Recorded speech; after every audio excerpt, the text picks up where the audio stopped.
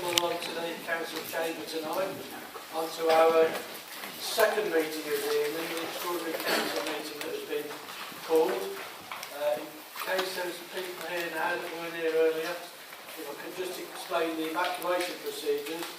We're not expecting the fire alarms to go off tonight, so if they do, we'll treat it for real.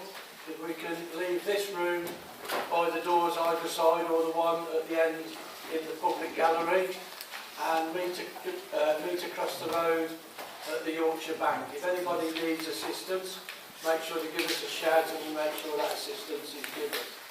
It's also a good time to remind people to put their phones on silent or turn them off, and also a reminder that the council does record its meetings and then put them out onto YouTube shortly afterwards. Okay, so if we can move on to item number 2 then please, which is to receive apologies for absence. Just similar to the previous meeting, Mr Mayor, we've got apologies from Councillor Bennett. Okay, thank you. Item number 3, declarations of interest that aren't already printed. Councillor Guthrie. Can I make a declaration that I have a family member who owns a... Thank you, Mr Mayor. Can I make a declaration that I have a family member who owns a share in some of the land that is in the borough plan? I have run it past Philip Richardson at the last time and he said I could speak, I couldn't vote, and as soon as I've spoken I can leave the room. Is that correct tonight, please?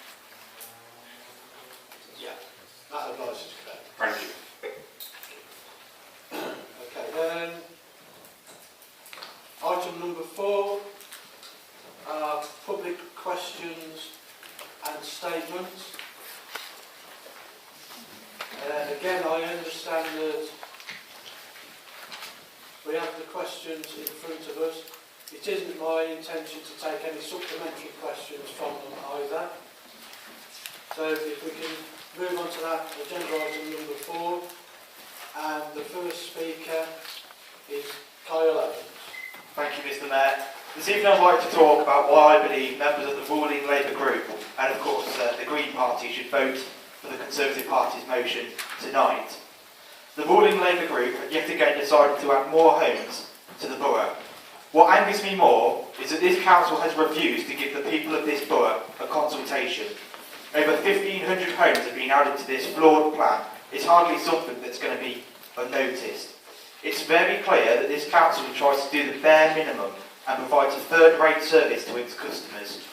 As someone said at the Borough Plan examination hearing, a third-rate consultation is better than none. The Borough Plan consultation was an absolute shambles. The In Touch newsletter was not distributed until the consultation ended.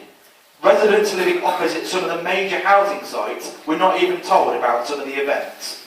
The last consultation may have been seen as legally compliant by the council, but it certainly did not meet the needs of the people of Nuneaton, Bedworth and Bulkington.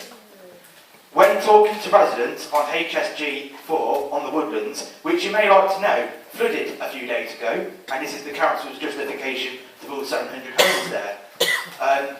But yeah, I was talking to residents on the Woodlands on HSG 4. There were residents literally living in front of the fields where the houses were going to be built who didn't even receive letters about the consultation. It was seriously inadequate. Why not give the people of the borough a proper consultation on the new figure you want to push through with the block Labour vote? HSG 6, School Lane. There's land that morally cannot be in the plan because the owner doesn't want it to be in the plan. This is why you need a proper consultation. If people are deterred from having a say in these processes, when things like this are going to happen, in fact the issue on HSG 6 may put the whole plan into question, and this might not have happened if there was an adequate consultation. I asked the Cabinet Member for Planning and Development, Councillor Danny Owlington, a question this evening.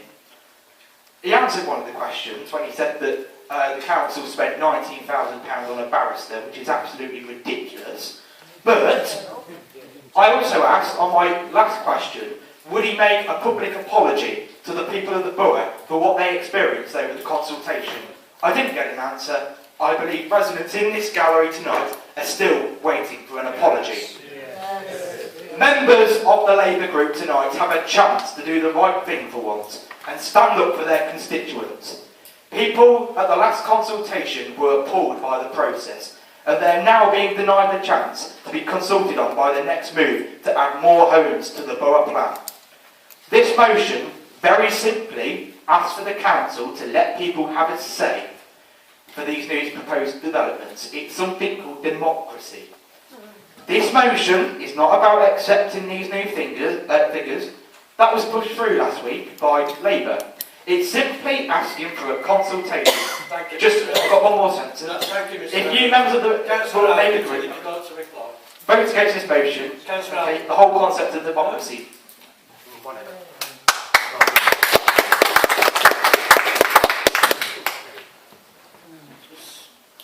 Okay, thank you, Mr. Mayor. Mr. Evans has said that extra houses have been added to the plan. That's simply not true, Mr. Mayor. That is simply not true, Mr. Mayor. I'll say it again. That is simply not true. Our allocations have been submitted to the planning inspector, which Mr. Evans sat in on those deliberations a couple of weeks ago. The allocations have not changed. Our policy has not changed. All that has changed is an authority monitoring report, which is done every single year. We have new evidence, which is factual evidence, Mr. Mayor, that cannot be disputed, which must then be presented to the inspector so that he has all the facts. As I said at the Cabinet last week, I said exactly the same thing at the Cabinet last week, Mr. Mayor. There was also another issue that was raised around HSG 6, which is School Lane. I can say now, with authority, that the owner of that land submitted all of that land as part of the call for sites. They now want to remove that, which is their prerogative, which is their right as the landowner. All we can do as a council is take into account what we have at the time. If that landowner now wants to remove part or all of that land, that is their prerogative. So we have not gone behind anyone's back. We have not said we will take this bit of land and that bit of land. We simply cannot do that. When we make a call for site, all landowners across the borough, whether their land is 10 square feet or whether it is huge swathes of land, can put forward that land to be included into the borough plan. And also, as Mr. Evans was at the meeting the other week, he would have known that developers and landowners simply argued against the borough plan because they wanted their land into the borough plan. They didn't want to take their land out of the borough plan, they wanted it in the borough plan, Mr. Mayor. That is the situation that we're currently in. Thank you. Still no apology. Thank you. Mr. Chekovich. Thank you very much. Thank you, Mr. Mayor. I'm speaking on behalf of Bulkington Residents' Voice and the Whitestone Residents' Action Group in support of a motion which is being put forward today. In terms of the Council's statement of community involvement, there has been no effective or meaningful interaction with the people of Bulkington or Whitestone. I brought this up at the Cabinet meeting which was held on Monday the 4th of September. I referenced document D8.1 pages 8 and 9 which is contained in the examination library. I thought that my statement had fallen on deaf ears. I was, however, delighted to receive a reply from the council officers the following day. Alas, there was no comment on the fact that the In Touch magazine had been held back and only delivered the day after consultation had finished and was in past tense, which shows no intent to deliver the magazine to coincide with the consultation. However, I was delighted to find that Bedworth and Bulkington Neighbourhood Watch Group meeting took place on the 6th of August 2013 at 7 p.m. on Poets' Corner and was attended by 32 people. Is this really viewed as a successful exercise in community engagement? Surely the consultation also started on the 31st of January 2017, so this was not a meeting about the borough plan as it had not yet been formulated in full. In document D8.1 you also mention a 17-minute long video as part of your consultation with borough plan. I could not find this video on YouTube, which is where the council said it could be found. Thank you for re-uploading this. However, this video is not about the borough plan specifically, it's about the core strategy issues and options 2009 consultation video. So actually, it is not about the final plan at all, but options of what you may or may not develop. This document is so out of date that all the figures of how many houses are required in the borough are laughable. I did, however, note that on the options given, many had advantages for Bulkington and Whitestone. There were, however, no advantages presented, only disadvantages. It also acknowledges the use of your traffic light system. These areas should only be used as a last resort, and we showed it in red. Finally, you say that you used Oak FM to advertise for borough plan consultation. Consultation for the plan began on the 31st of January. However, Oak FM ceased to transmit on the 28th of July 2016. So how can it have been used to publicise the final borough plan and consultation? I've passed these comments to the Inspector, Mr Spencer. I would specifically like to ask the Council the following question, and I have a further four which I would like a written reply because we were not allowed to ask them because apparently it's unconstitutional. I would like to say we did have 12 people, and these were the questions of 12 people, so next time we will submit 12 individual questions and 12 individual statements if you won't be halfway. However, my question, Mr Mayor, is why have Nuneaton and Bedworth Borough Council not done a grassroots consultation which focuses on reaching the largest number of people in all parts of the borough and not just a Nuneaton and Bedworth centric consultation?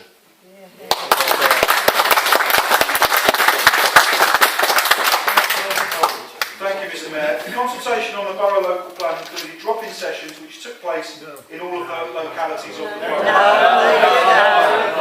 Nothing in Whitestone.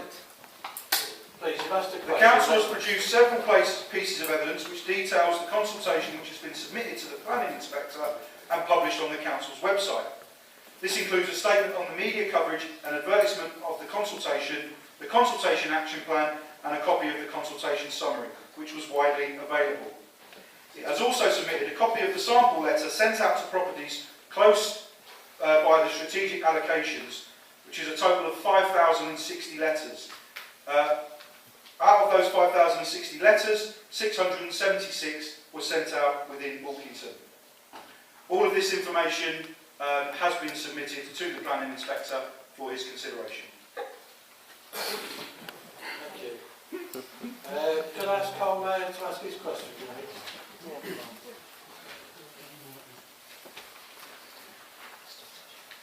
In Councillor Aldington's press release dated the 25th of August 2017, he states the number of planning consents given in the last year is exceptional.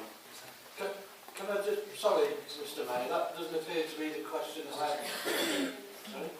It's just a paragraph down. So he's Yeah, I'm bothered that top. Oh, yeah, I'll say, yeah. Can I start again then? Yeah. My apologies, I did not say. In Councillor Aldington's press release dated the 25th of August 2017, he stated the number of planning consents given in the last year is exceptional. Developers, though, have exploited national policy which has left the council powerless to refuse any major housing developments, as the borough does not have a 5-year housing supply. Also, before recent stage 1 hearings began, the Inspector raised concerns with all parties involved. These included public consultation and the duty to cooperate.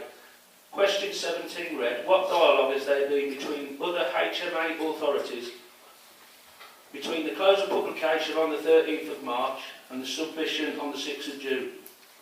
The Council's response to this question seems to highlight them missing a lot of very important meetings on our behalf. In one particular paragraph it states that officers from the Duty to Cooperate group asked for one-to-one meetings with authorities and, if possible, the relevant cabinet members.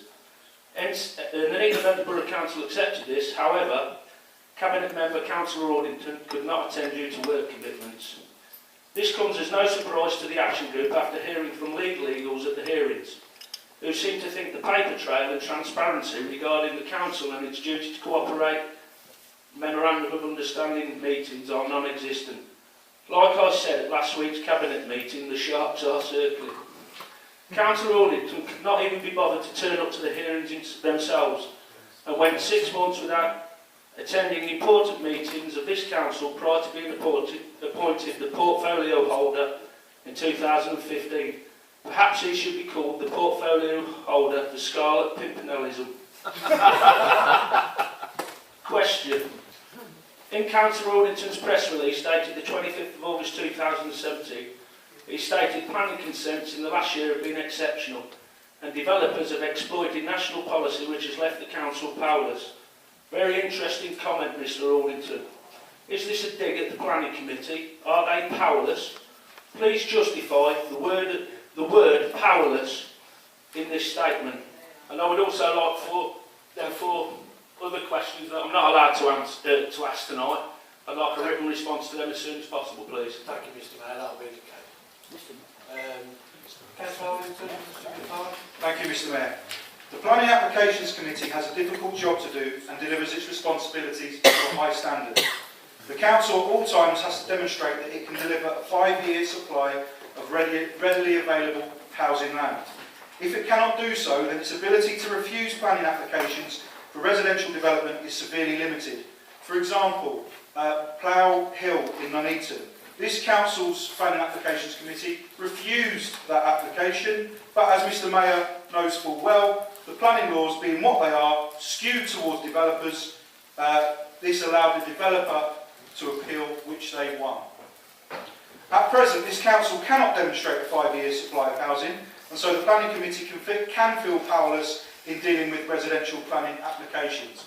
I would also like to state, Mr Mayor, that at the Cabinet last week, the main part of the report was actually about getting a 5-year land supply, so that actually when you sit down in your planning committees, I'm not on the planning committee as you know, then you have all of that evidence behind you so that you can feel less powerless. You do now, but you didn't then.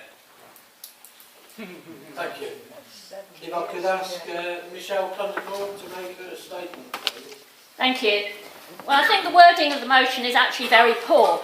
This consultation doesn't need to be just about the overspill. We've never had a proper consultation on the figures themselves, never mind any overspill.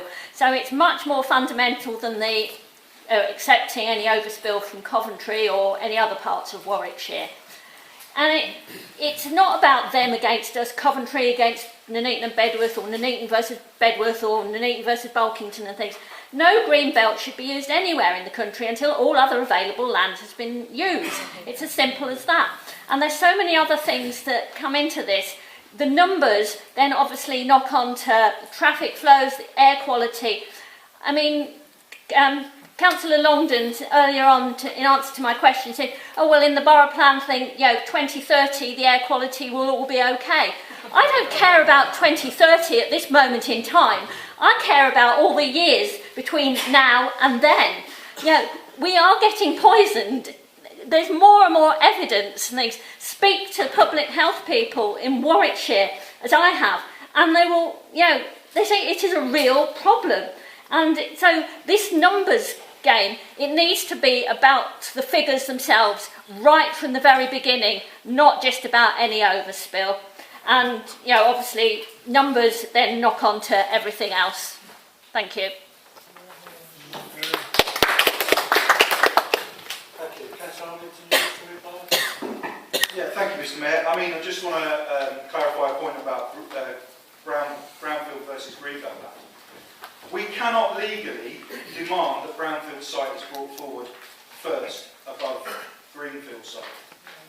Our brownfield site currently equates to about 2,500 houses.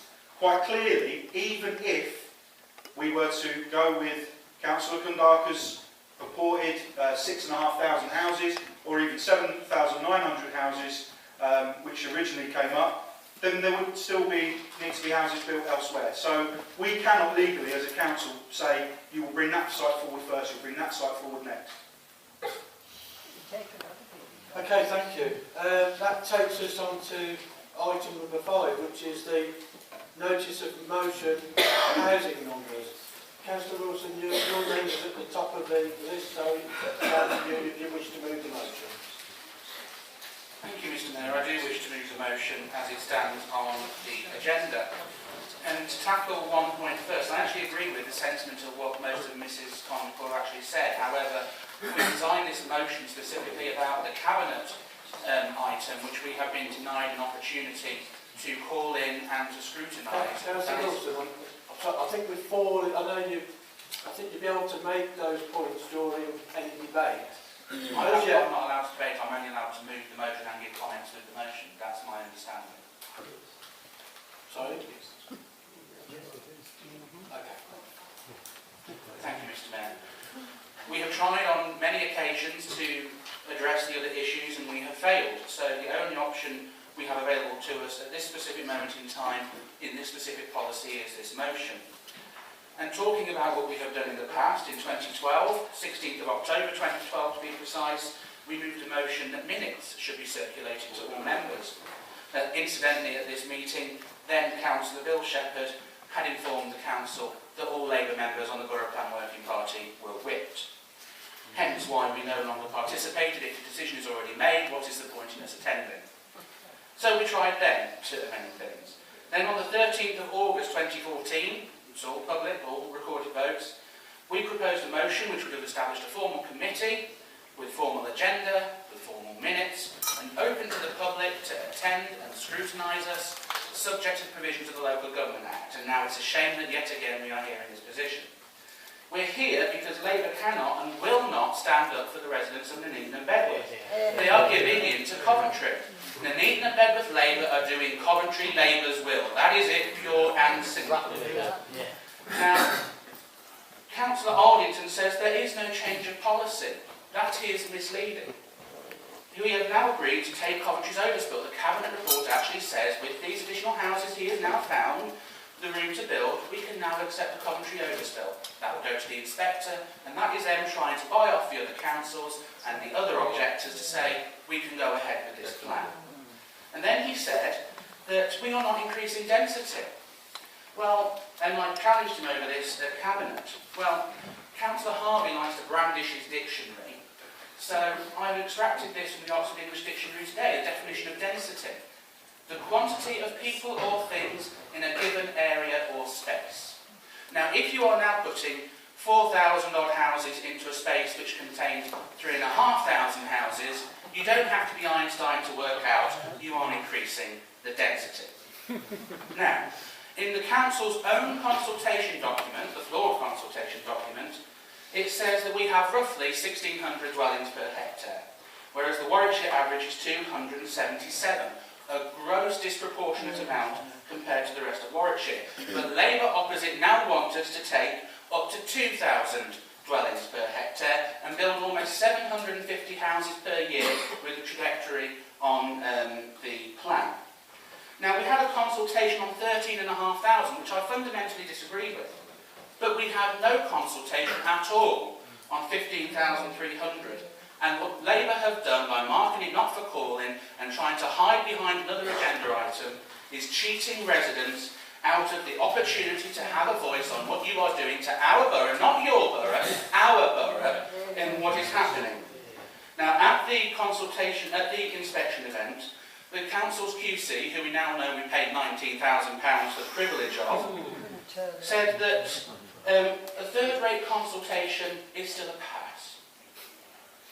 But does that mean we now have a third-rate borough plan? I say the residents deserve better than a third-rate borough plan. Yeah. Now, my primary concern is infrastructure. If you are increasing the number of dwellings in an area, does that mean we're going to get one less school, one less GP surgery, one less play area, one less shop, or one less community centre? Any less provision of those is a damning indictment of your actions to this borough because you are selling us down the river for your friends in Coventry. Now, the green belt should be protected as far as possible. And yes, there are instances where green belt should be declassified, but as Mrs. Condacour said, they should be the absolute minimum. And if Coventry wants us to take more of their housing, they should declassify more of their green belt before they expect us to sacrifice it. Mr. Mayor, quite often the chattering from the Labour Party nowadays that they are for the many and not the few. Well, this is a borough plan designed by the few and imposed on the many. We will suffer. You probably won't, but it is my residents and those residents up there who will do the suffering. So I say we have a third-rate borough plan from a third-rate Labour council and we deserve better. Vote for this motion, give the people what they deserve, a proper consultation and a say on their own future. I move the motion, Mr. Mayor.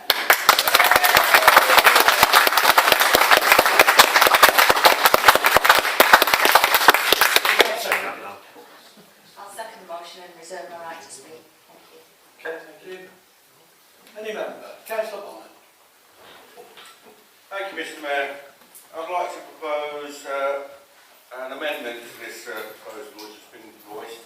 There seems to be a lot of confusion, not only in this chamber but probably throughout the whole of the borough, about green belt. I'd like to propose that we take out the paragraph A of the proposal and declassify more of its own green belt to accommodate its own housing requirements. Green belt's important wherever it is, especially the green belt between the Neath and Bedworth Borough Council and Coventry. Yeah. You know, if they take out, declassify their green belts, it has the same effect of us declassifying ours. Our land is not all green belt. Okay? We don't need to build on any green belts anywhere in the country, really.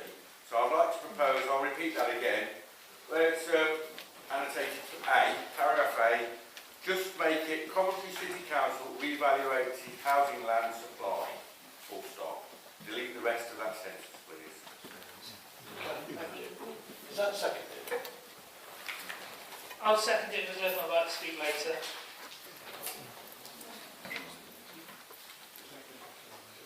Any member wish to speak on the amendment? Councillor Wilson. Thank you, Mr. Mayor. While I suspect myself and Councillor Bonner have some sympathies over this issue, the fact of the matter is Greenbelt is being looked at, whether we like it or not. And his intended amendment, and I'm sure the legal officers will look at this, would actually negate the intention, certainly negates the intention that we had when we drafted the motion, and therefore will be unconstitutional as an amendment. That is my viewpoint.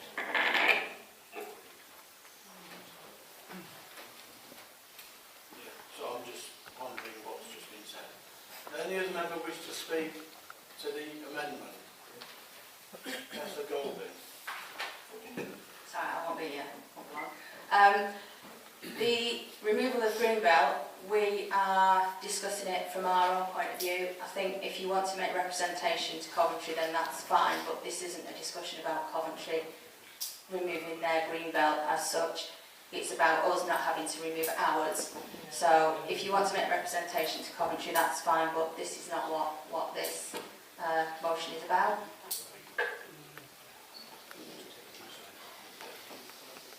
Any other member?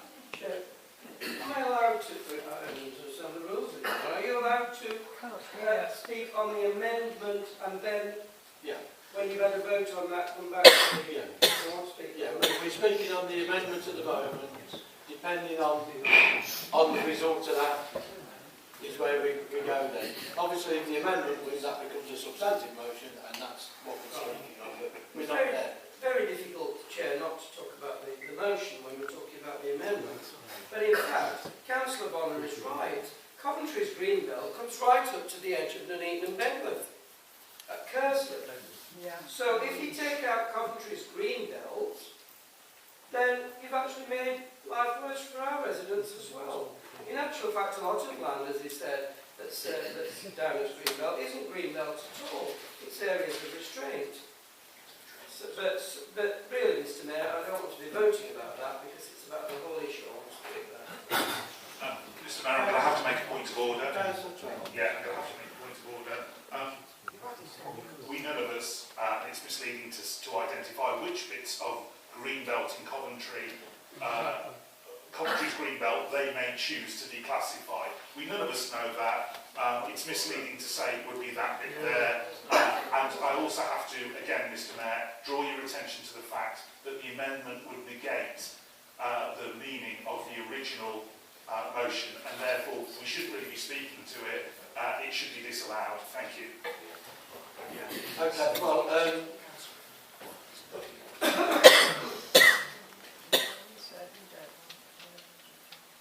from what I've heard, and I'll be advised if I'm wrong, it doesn't appear to me to negate the main motion. You happy with that, yeah? So I'm going to take now Councillor Cotterill had the right to come back, and then Councillor Bonner as the mover. Thank you, Mr. Mayor. I really would have liked to have had a joint motion with the Conservatives, and the reason we're talking about this amendment is to actually make this motion acceptable to us who are actually trying to save as much countryside as possible. We clearly want Coventry to look again at its housing numbers. Coventry is highly based on students, they're building incredibly high densities in city centres, and they're very dependent on migrant flows. We, particularly myself, have been to the Coventry inquiry and provided evidence to the Coventry inquiry about what's going on with the Coventry population rate. And we are happy that actually, if we got the Coventry figures right, we wouldn't need Coventry to significantly be pushing into the Nuneaton. There aren't the jobs in the Nuneaton. Coventry may need to push a bit into Warwick, but the bit about re-evaluating Coventry's housing need and supply is really important, and we really support that. But as a not of the NIMBY, I support the people in Bedford Woodlands, I support the people's campaign to save the Coventry Green Belt. I think we shouldn't be telling Coventry to build on their countryside until we've actually done the calculation fairly. The joint committee isn't a decision-making body, unlike Councillor Williamson says. We do need a proper debate on it, and that is why I would be happy to support the Conservative motion if it didn't start to tell Coventry to build on their green belt. Because I think we're stronger if we actually stand up for all our countryside and build sustainable towns where we don't spread out into the green belt and into countryside. We actually try and build sustainable communities, and we build on the countryside of the last region. So that's why I'm proposing this amendment, because there's no way I can support telling Coventry to build on their green belt. I can totally support Coventry looking at its numbers, looking at what's happened with Brexit, looking at what happened with their universities, their student populations, and actually getting it right. But yeah, this amendment does need to pass to make it acceptable. Councillor Bonner. Thank you, Mr. Mayor. We've been talking quite a lot tonight about what goes on in this building, and I'll be surprised if anybody here understands everything that goes on in this building. I, for one, willing to admit I know very little. But after 2 out of 3 years on the Planning Applications Committee, one thing I have learned, we quite often have problems refusing planning applications because of our guidelines. But the one big development we did manage to stop, I can't remember how many 100 houses it was off Gypsy Lane, because it was on the green belt. That's quite one of the obvious things in the planning portfolio, the planning portal, sorry, not portfolio, that makes it easier to refuse a planning application. So we might be just talking round and round the region here and actually... I'm just going to say, Councillor Bonner, we are starting to do that. Yeah, okay. And your comments may well be for further on. Anyway, I'm just going to echo everything that my colleague, Councillor Conical, said. I think if we're going to make it stand, we need to make the amendment. Thank you. An amendment was moved and seconded, and that was to delete the wording in paragraph A, so there would be a full stop at the end after supply, and then delete everything afterwards. All those in favour of that? And against? And abstentions? Okay. So that isn't carried and doesn't become substantive, so we go back to the original motion. Any matter? Councillor Harvey. Chair, despite the sustained attempts to mislead people, Mr. Mayor, I hope in the 40 years I've been on this council, I've had manners to listen to other people. Unfortunately, recently, that seems to have gone by the board with some people. Despite trying to mislead people, this business regarding the housing market area comes from the government. It comes directly from the Department of Communities and Local Government, where Marcus Jones is a minister. We are obliged to look at the housing market area, which has been decided that this is Coventry and Warwickshire in our case. In different areas, it's other situations as well. So, for instance, in North Warwickshire, it includes Birmingham, which is why they're meant to be taking more houses from Birmingham as well as Warwickshire. The Joint Committee, which I personally have agreed is not a decision-making body, the Joint Committee is a body made up of basically the Chief Officer and the leader, all they constitute, of the 5 district councils of Warwickshire, Coventry and the County Council. Now, in actual fact, the County Council should not be voting about housing matters because they are not a housing authority. But they did, in actual fact. Coventry, not once, in all the meetings I've attended, have approached me or the Managing Director in relation to housing numbers.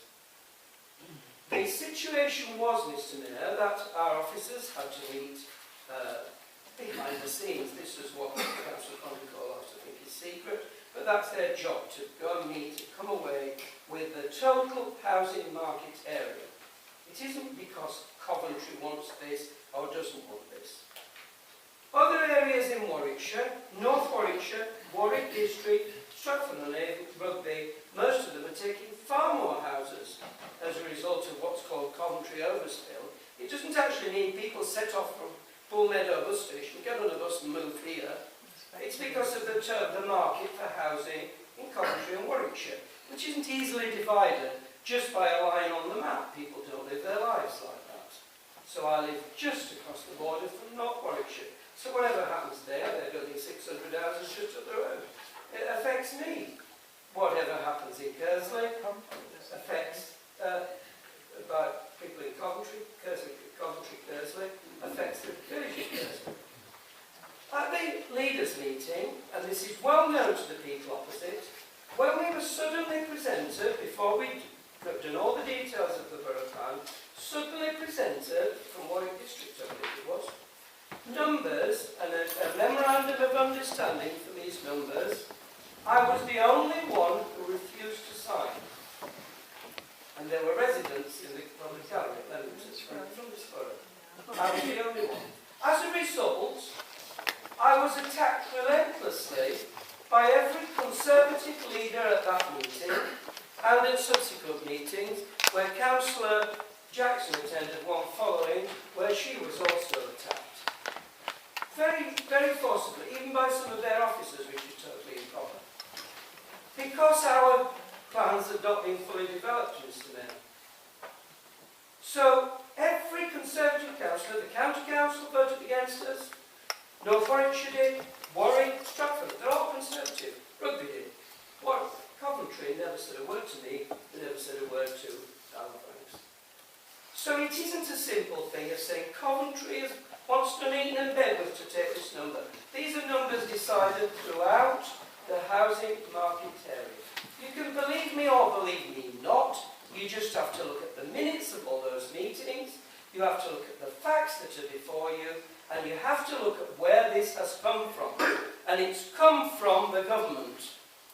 We cannot get a borough plan through or any other planning, which will be planning by appeal forevermore, unless we agree to a situation within the housing market area.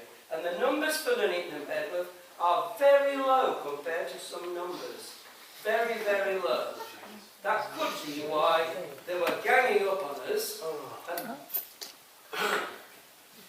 Councillor Harvey, just give me one moment. I'm really grateful that we've got a lot of attendance here at the meeting tonight. But regardless of that, people ask questions, people get answers. You may not like the answers you're given, that's your right. But please respect the person that's given them, whoever they are. Thank you. Councillor Harvey. That's why, Mr Mayor, the others were putting a great deal of pressure on Nuneaton and Bedworth. And every single one of those leaders in Warwickshire was a Conservative. This is a plan that has come from a Conservative government. So however much you might try to turn it around and say it's all our fault, this is the law, Mr Mayor. And while I've been leader, and I know Councillor Hayes... Point of order, Mr Mayor.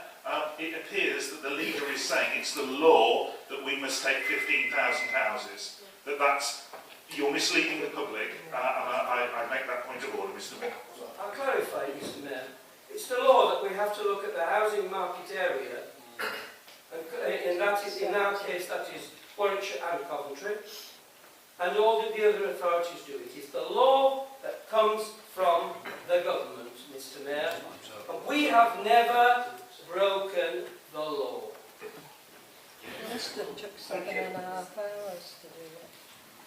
There's no other member? Councillor? I'll go to the foot of our stairs. Councillor Condicourt. Thank you very much, Mr. Mayor. I, probably uniquely among councillors here, have been to a very large number of the joint committee meetings. I've taken my video camera and I've put those meetings on YouTube.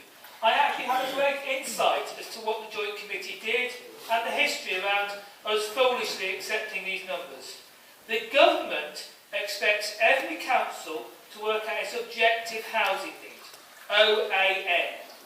And that number for the Neaton and Bedworth should be around 3,000 a year, 300 a year, 6,500, 6,800 over the 20 years. We then have a process where councils see what economic differences will happen. They have to provide for economic growth, etc. So over the housing market area, they also do economic-based calculations. And for the whole of Coventry and Warwickshire, which I think everyone agrees is the housing market area, the demographic need, if you add up the objective need for all the people growing old, being born, etc., is 4,000 homes a year. If you look at the economic picture around Coventry and Warwickshire, how many houses do you need and how many people to supply all the jobs, that is currently 3,700 a year. So you see these two numbers are fairly similar. But what has happened with the officers group and the process is cherry picking's happening, and all these numbers are gradually getting bumped up. So the combined plan for all the 6 councils in Coventry and Warwickshire is about 4,700 a year, because it's the same as this rule where the government wants everyone to do better than average at a certain subject. Yet you can't everyone do better than average. If more people are working in Coventry, living in Coventry, one is going to have an upside and one is going to have a downside. What should happen with the housing system is no matter how you chop the 6 councils up in Coventry and Warwickshire, you should add up to 4,000 or 3,700.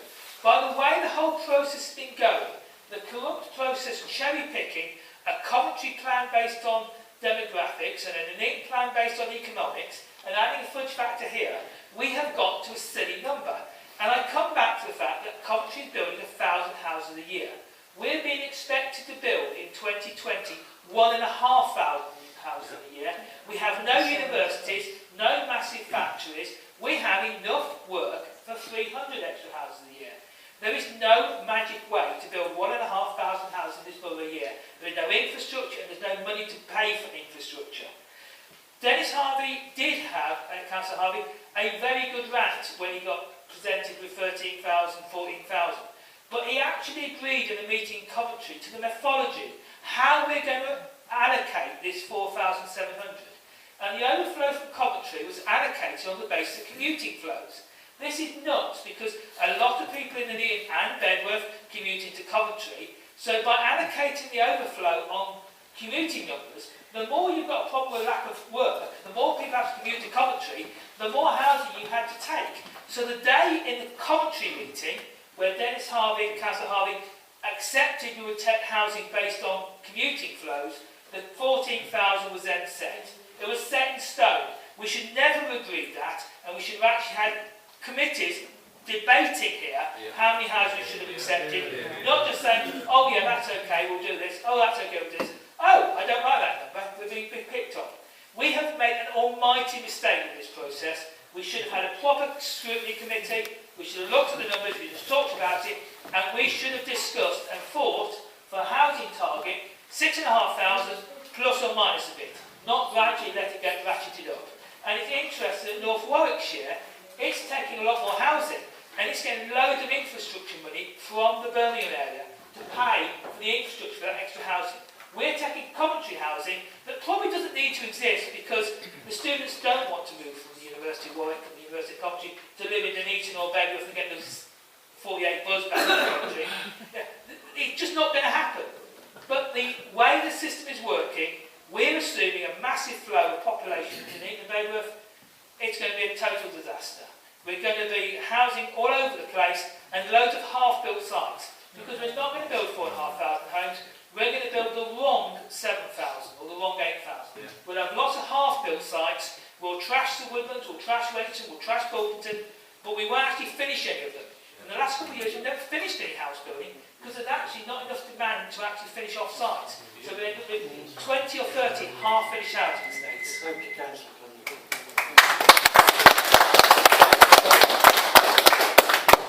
Move the vote. Councillor Troy.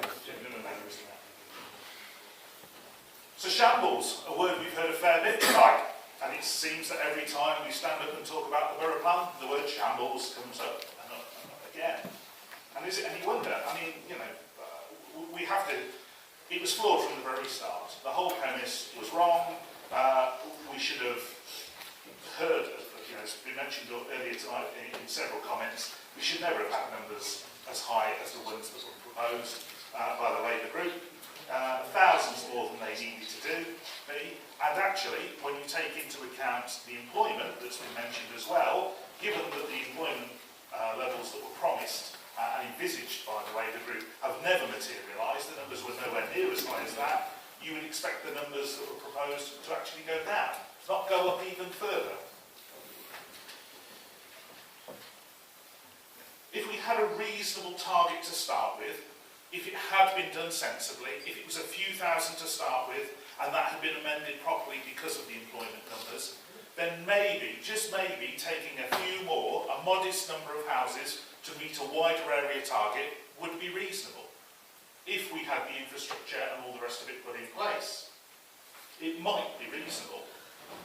But I'm afraid we're stuck. We're stuck with where we are, and that is stuck with thousands of new houses being approved, voted through by the Labour majority, and thousands more proposed for greenfields in our area, and all without meaningful infrastructure delivery.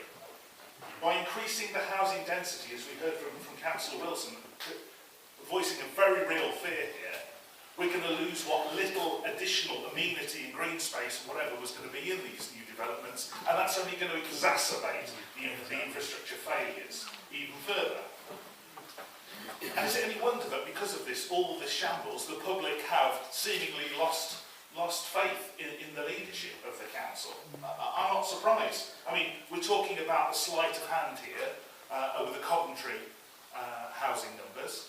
And you know, it's right for people seemingly to doubt the intentions and the words of members opposite. Because if things were as they were portrayed, and it was a refusal to take these other numbers, and nothing was I never spoke to people in Coventry, I've never agreed anything, and we've heard that's probably not quite correct, then why when housing developments were approved that weren't in the draft borough plan, why weren't other areas in the borough plan taken out? Yeah? If you've got a borough plan for 13,000 and that includes housing in this area, but you approve some over here, surely the right thing to do is take those numbers out of the areas that you already agreed. But they didn't do that. And now we know why. Because they knew all along they were going to be taking their buddies in Coventry's housing overspill. Mr. Mayor, what is the personal explanation? I have just been accused, more or less, of lying. I believe that's a very serious allegation to make, particularly from the Deputy Police and Crime Commissioner.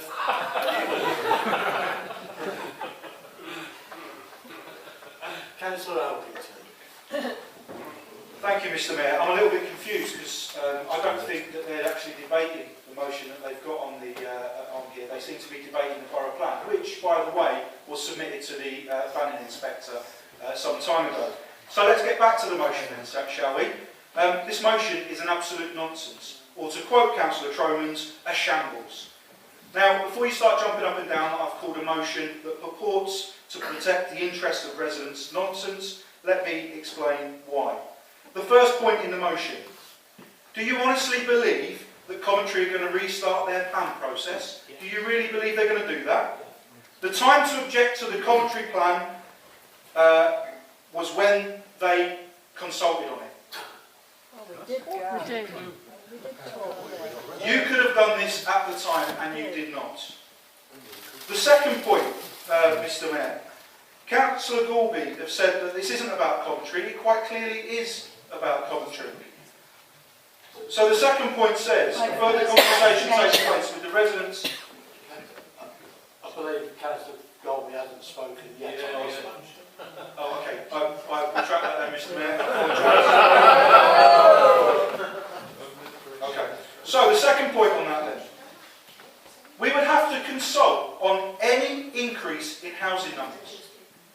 Therefore, any application to this council, not within the current borough plan that has been submitted to the inspector, would have to be consulted on, no matter how small, before, presumably, going to the Planning Applications Committee. This is ludicrous, Mr Mayor.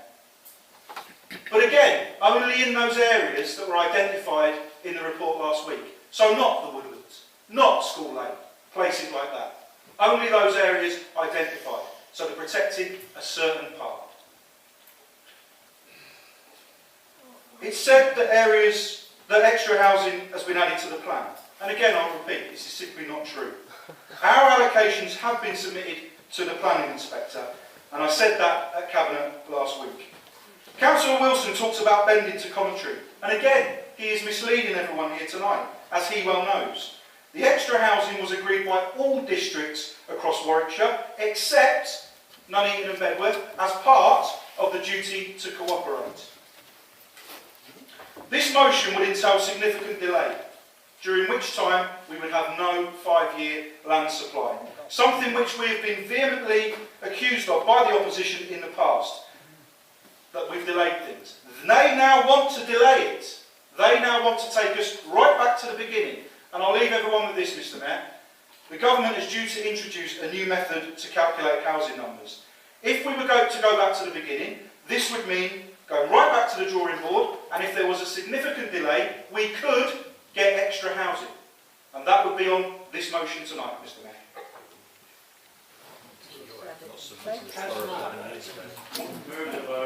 Thank you, Mr Mayor. I'm actually rising to ask both for your leniency and discretion in that I'd like to make an interest, but I've actually got a question, because at the beginning of this meeting, a councillor was advised that the same rules apply in relation to the borough council, the borough plan full council as due tonight. And I was advised on that evening that I wasn't allowed to speak in the debate and I had to leave before the vote. So I wanted to declare the same interest that I declared on that evening and say that I will leave before the vote.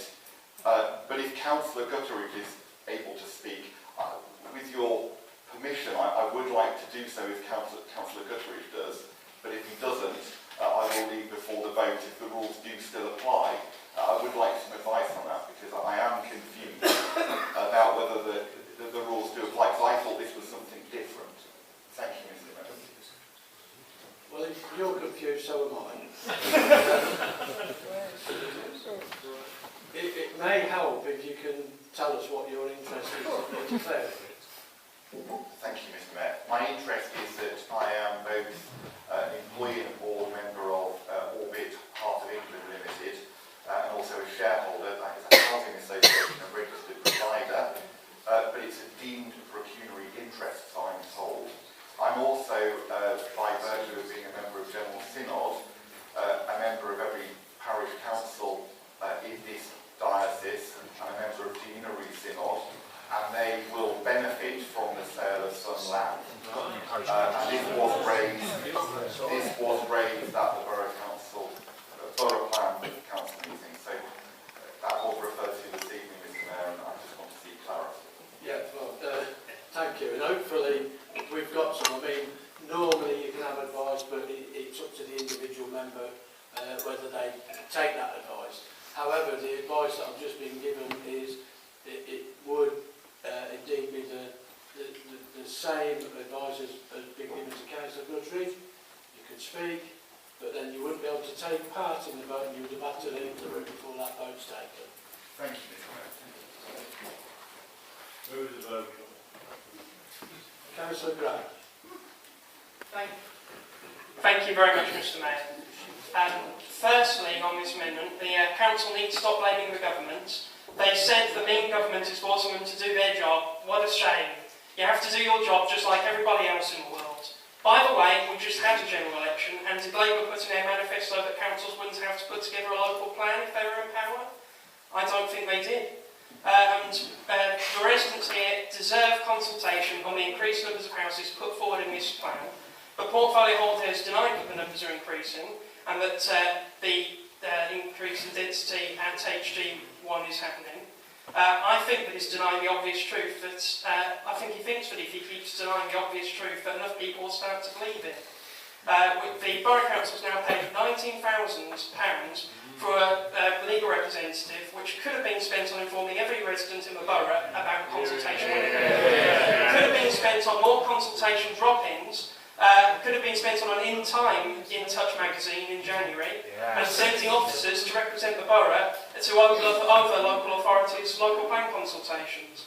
The plan might be thrown out because of the poor consultation that took place, and members opposite can redeem themselves tonight by properly consulting on their plans to increase these numbers, which I fundamentally disagree with and would put evidence showing how that's completely wrong at this potential consultation. And market forces are showing that far fewer houses are being built each year than the council projects we need, and therefore I think the council needs to pay attention to this and look what's happening in the housing market and realise there's no demand for all these houses in the Nuneaton and Bedworth, these 15,000 houses. The duty to cooperate is about much more than just doing what benefits Coventry. It's also about engaging with Coventry and other councils to prove that this council doesn't need anywhere near as many as 15,300 houses. And I saw very little, if anything, at these events from the council to try and do that. And I kept hearing the words at the examination which I was present at, which many of the members opposite weren't at, just letting the council officers be there. They weren't here to represent the plan themselves, which they wholeheartedly believe in. They just kept using the word bare minimum so much. And that's the poorest actually that this council could possibly take. We need a bare maximum plan that saves our green belt. So by supporting this motion, it could be the first instance of the council actually doing something to help residents, but I'm not going to hold my breath. Move the vote. Councillor Green. Thank you, Mr. Mayor. I've previously raised quite a number of concerns regarding the borough plan, and in particular to its sustainability in this chamber. I'm not going to bore you with going over them again. As Councillor Alderton correctly said, this motion isn't actually about that, and unfortunately that ship has sailed in any case. At the last full council meeting, I asked Councillor Alderton if the borough plan would reflect the new proposals for further development on the long sheet. So when I then hear that housing numbers have changed, I'm thinking, great, maybe they've listened. But I think unfortunately I was perhaps full of that unfounded optimism that seems to befall all of us teachers at the start of term. Because if the borough plan wasn't already flawed enough, they've actually increased the numbers. Increasing the pressure on services, infrastructure, on our green belt, all of those arguments that we have previously made. And I do have some sympathies with the Green members to my left. As a geography teacher, it pains me sometimes in this chamber hearing some of the misunderstandings and misconceptions surrounding the difference between greenfield, greenbelt, brownfield. But the fact of the matter is that it wasn't the residents of Coventry that have voted us and put us here. We are here to protect the residents of Nuneaton and Bedworth and Bulkington, and unfortunately it's once again those people that it affects that haven't been consulted, and that is the real issue.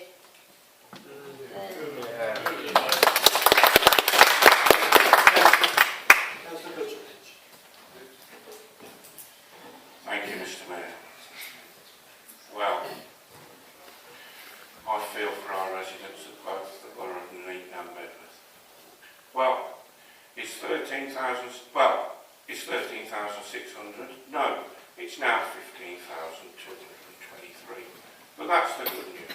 I quote from council papers: "We have stood our ground in our message that the borough cannot accept any more land for housing beyond what is in the borough plan, and that has not changed. But wait, at Cabinet, the portfolio for planning and development said we can fit the extra housing in on the existing land, but they will be more densified. Well, I looked at density, similar to Mr. Wilson. Well, density means the degree of compactness of substance or the quantity of people or things in a given area. So to accommodate these extra housings, will we build flats? No. But we will lose, but what will the residents lose for that? We'll lose the doctor's surgeries, the play areas, the community halls and shops. Oh, shops. Reminds me of the Plough deal, £1 per year for 2 years. Well, will they help other shopkeepers in the borough? I believe the last greengrocer is closed in the evening. Will they be offered help? Well, I'm terrified of the extra houses and the infrastructure. I live in Whitestone, which I'm very lucky to do. I've worked all my life to get where I am, and we're going to be ruined by all these houses and the infrastructure. The roads will not take it. Coming from Bolkington to Whitestone to Nuneaton, we're queuing. The roads will not take any more traffic. More houses. I forbid you. I forbid you. Thank you.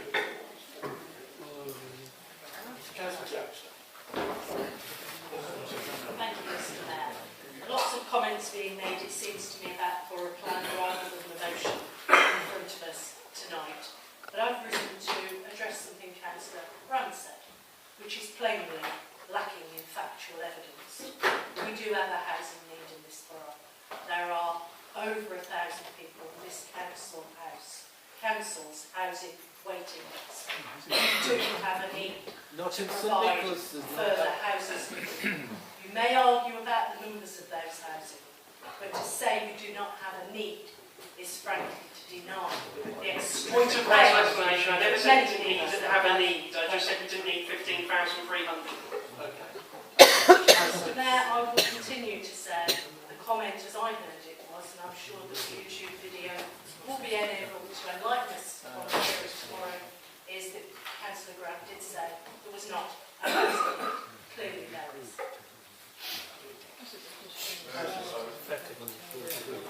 Councillor Smith. Yeah, we've heard a lot tonight, and we've just heard that this motion is not about the borough plan, but you can't talk about this motion without talking about it, because it's an integral part of it. The second part of this motion talks about the need for a consultation on the extra housing. I'm wondering if the members opposite actually understand what a consultation is about, because we've delivered very bad consultations on the borough plan. No consultation at all on these extra 1,500 houses. But in my mind, a consultation should be a two-way street. It should be an opportunity for you to go to the public and tell them what your plans are and ask them for their opinion. And their opinion should count. And I see no action from the members on that side to actually take on board the huge amount of comments that have criticised the original plan. I see no amendments to the plan as a result of the many, many comments about the faults in it, some of which may have foundation, some of which haven't. It seemed to be an exercise of let's do the minimum we can, as they've talked about, you know, a third-rate borough plan. Let's collect in all the arguments and we'll just give them to the inspector, he can sort it out. Well, I don't think that's a very good way of running any consultation. And I would like to understand what they think a consultation should be.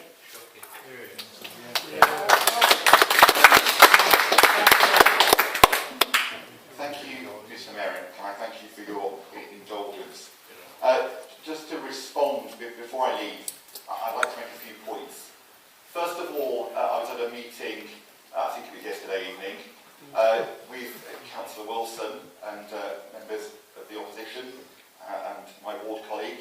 And at that meeting, Councillor Wilson rightly said that this borough plan is actually with the government's inspector, and it's going through due process. And I think to say otherwise would be misleading. We have to be realistic. The inspector is looking at the plan and will make his decision. And this motion, actually, I don't believe legally could be undertaken unless we were to withdraw the plan and start the whole thing again, which would cost a fortune and leave parts of our borough open to developers. Because after all, the policies that the borough plan has come around because of are put in place by the government. Secondly, Mr. Mayor, I would like to say that I disagree that residents will not be consulted. Residents will be consulted on houses that are built outside the borough plan, and indeed that will be built in the borough plan. I, for one, as a local resident and councillor, object to the Gypsy Lane development and have already asked for that to come to planning committee, and will go along to planning committee to put my case. And that is the way we need to go forward now. Finally, I would just like to say that I am deeply concerned at what I feel is misleading the public, and also what could be wasting council taxpayers' money if this were to go through. What we're saying here is actually not deliverable, and importantly, it won't benefit the residents. What we need to do is go out and speak to local people and get them to take part in the planning application process. We have spoken to local residents about the borough plan. Many residents responded. We now have a borough plan with the inspector, and I suggest that we leave it with the inspector and await his, because it is a he, his response. And I look forward to his response and any lessons from that. So I thank the opposition for the motion, but I would urge you to go to planning and have your say, because you never did that about Gypsy Lane before. You never went in other occasions. Thank you, Mr. Mayor. Thank you.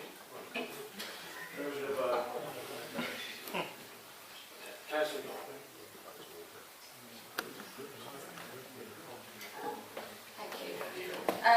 I was under the impression that Labour were pushing for a brownfield first policy in the last election and the one before. I believe the candidate that you put one before was actually quite vociferous about brownfield first when she was walking through the fields of Gallicommon with the residents. There's a radio interview on that. This is about housing numbers and consultation. With regards to the housing numbers, when you were discussing the meetings that you attended, and you said Coventry never said a word, maybe you should have approached Coventry instead of just sitting back and waiting for them to approach you. Jane Innes was the Labour parliamentary candidate for the Labour Party in Nuneaton and Redmond. She's also a Coventry City Council portfolio holder, so you've got a lead in there. If nothing else, you could have picked the phone up.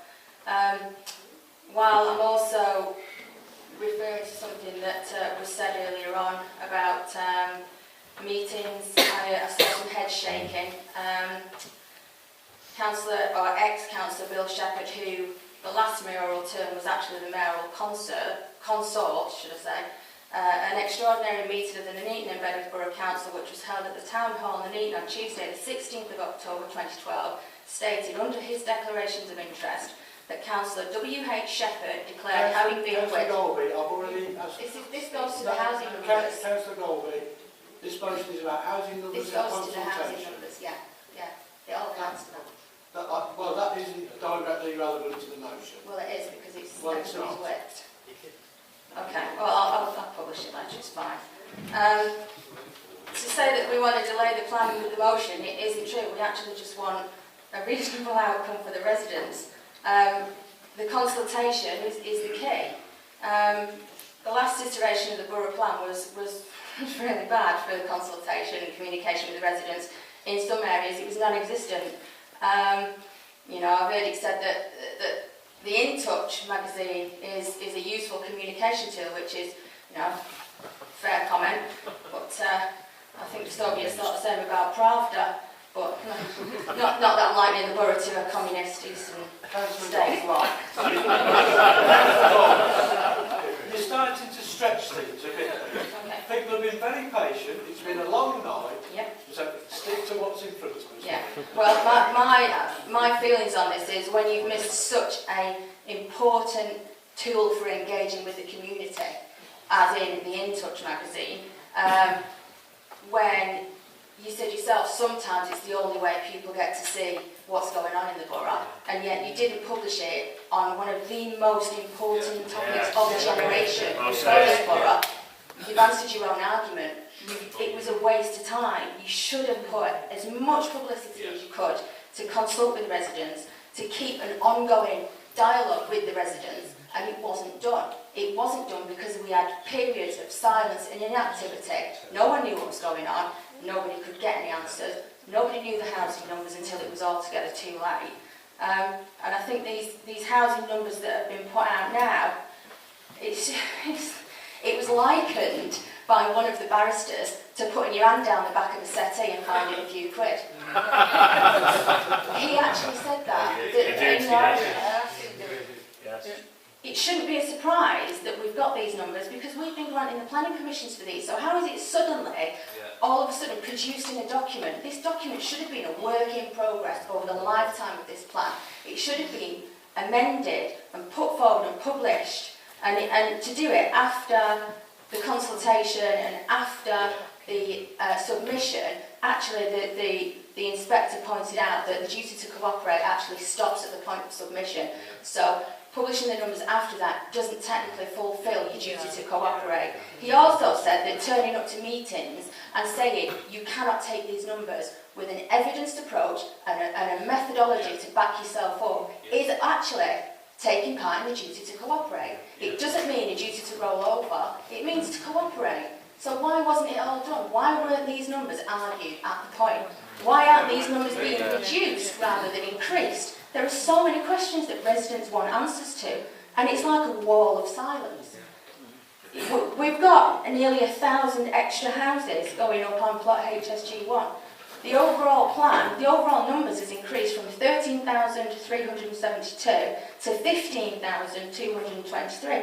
That's an increase of over 1,800 properties.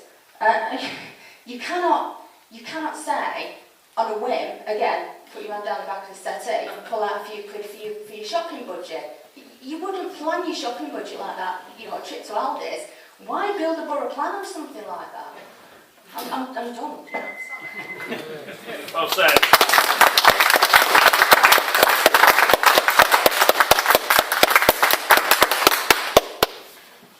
Thank you, Mr. Mayor. Firstly, I'd like to start by thanking you, because what residents might not have picked up, and the microphones certainly won't have picked up, and I think it's important to put it on public record actually, is that a certain Labour councillor has sat there at every intervention Councillor Wilson to move to the vote, and it is important that Councillor Wilson. We're speaking, you're winding up the motion that's been proposed. You will note, and you've done it, that the person you refer to never received a second there. That's why I'm thanking you for that, Mr. Mayor. Well, talk to the motion then. We've already given the party opposite an English lesson, so let me give a history lesson. President Truman once had a plaque on his desk which says, "The buck stops here." Yet, for Councillor Harvey and the party opposite, the buck stops everywhere apart from here. And that is the problem. You keep trying to deflect from the key issues and blame the government. Well, another history lesson. Local plans. They were brought in, legally, by Section 20 of the Planning and Compulsory Purchase Act. Now, when was that Act, Councillor Harvey? It was 2004. Who was in power, Mr. Harvey, Councillor Harvey? Labour. They were the ones who introduced local plans. And it was Labour who was going to impose 14,700 on us under the Regional Spatial Strategy without any consultation with us at all. Now, the Housing Market Authority, yes, there is a duty to cooperate, but you show me anywhere in statute where it is a duty to capitulate and give in to other people's issues and needs. It doesn't. And to do so is hiding behind other people and is refusing to accept responsibility. Now, saying that Coventry have not spoken to us, as Councillor Golby has quite rightly said, is a poor defence. It is more like plausible deniability, because you have accepted the figures. Now, Councillor Oldington said that the Cabinet report did not say that we are changing policy. But it actually says in there we can now accept the Coventry overspill. And more to the point, I know of the existence of a letter to Monica Fogarty at Warwickshire County Council, where the managing director on behalf of the council has said we will now accept those figures. That is damning. I have had correspondence with officers where I asked them, are we looking at reviewing the housing numbers? They said no, and they have clearly been working on that while telling opposition councillors different. That is not on, and is misleading not only councillors but the people who are elected, who elect them and expect us to represent them. Now, Councillor Hardy mentioned he was attacked by Conservative leaders. Now, perhaps it hasn't crossed his mind, and perhaps he should take a lesson in that too, that perhaps they were standing up for their own residents. That's what we expect you to do, Councillor Hardy. Now, if I was sat in that chair, to coin a parliamentary phrase, I would have the testicular fortitude to turn around to my Conservative colleagues in the south of the county and tell them no. When will you do the same and tell Labour in Coventry no? I would, you won't. That is the difference between us, Mr. Mayor. I'm willing to make myself unpopular with my fellow party comrades in the interests of my residents and the residents of Nuneaton and Bedworth. That's what you grown-up politicians do. They stand up for their residents. Now, they mention about Coventry not wanting to reopen their local plan. Well, I actually looked at the Coventry local plan website last night.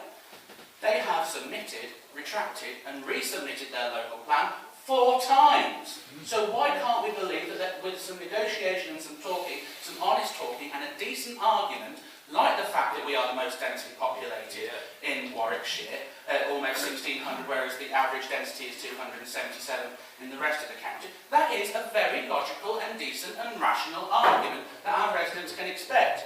Councillor Margrave said about speaking to local people.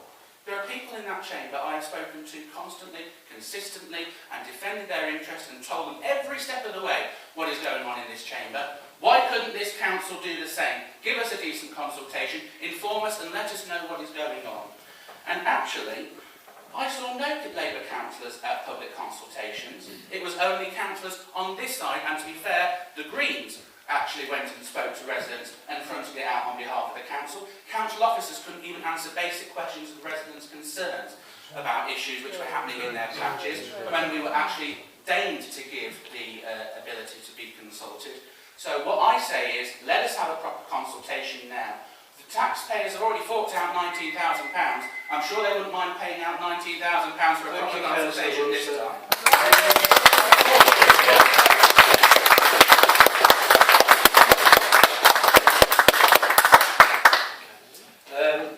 It has been moved and seconded the notice of motion regarding housing numbers.